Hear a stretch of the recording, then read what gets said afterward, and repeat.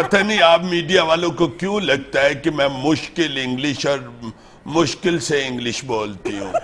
आपसे अच्छे तो होटल के डेफ हैं। डेफ? बहरे। एक तो अंग्रेजी का तर्जुमा भी मुझे खुद ही करना पड़ता है। अभी मैं सुबह डिनर करने गई। सुबह डिनर करने गई, ठीक है ठीक है ठीक है ठीक है। आपको क्या तकलीफ है? स्टार्स को जब टाइम मिले वो कर लेते हैं डिनर। सुबह मैं डिनर करने गई होटल में, तो मैंने पूछा व्हाट इज, यानी क्या क्या है। What is? तो उसने यानी डेफ ने बताया ऑल सम इज, सब कुछ है। Some is. मैंने कहा हेड फुट इज, सिर पाए है। अच्छा। उसने कहा इज। मैंने कहा फिर लिया मेरा मुंह की वेखन दे। जब मैंने 1 प्लेट खा ली तो मैंने उसे बुलाया, मैंने कहा एंड इज, और है। आगे से कहता है नो फिनिश।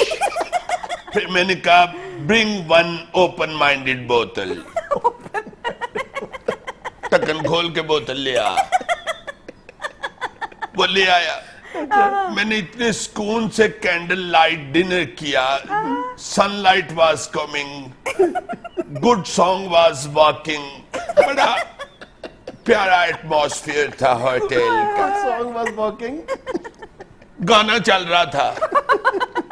डेफ ने फिर आके मुझसे पूछा मैडम एंड सम, और कुछ?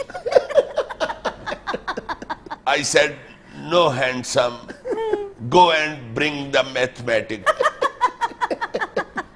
मैथमेटिक्स साहब लेके आ।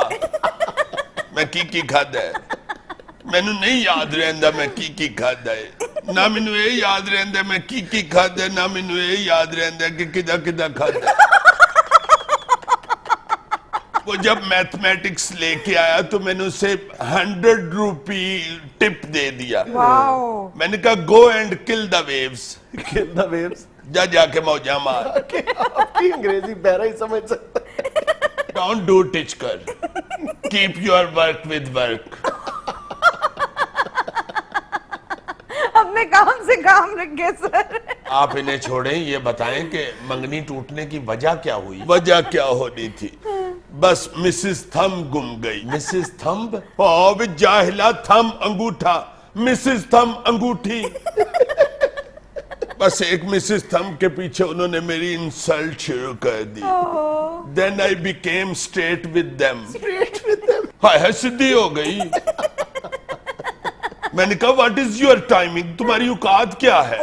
मुझ पर कीचड़ जंपिंग कर रहे हो। Big living not. Big living not क्या है? बड़ा रहंदा नहीं। यानी अब फिर से आप रिश्ते की तलाश में हैं।